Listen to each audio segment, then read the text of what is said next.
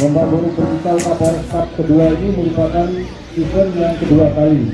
Tahun 2020 ini dilaksanakan kembali di Bumi Perkemahan Ragunan. Dengan ajang lomba ini merupakan sarana kreativitas bagi kita, sarana kreativitas tanpa narkoba.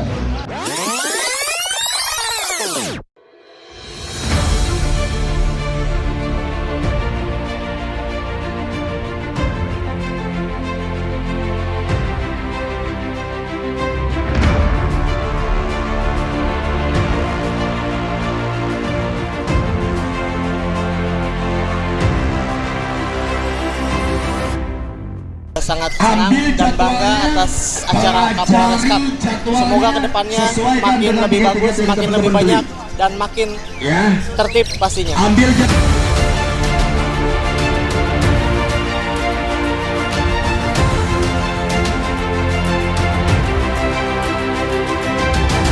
Terima kasih yang pertama saya ucapkan untuk Kapolres Jakarta Selatan.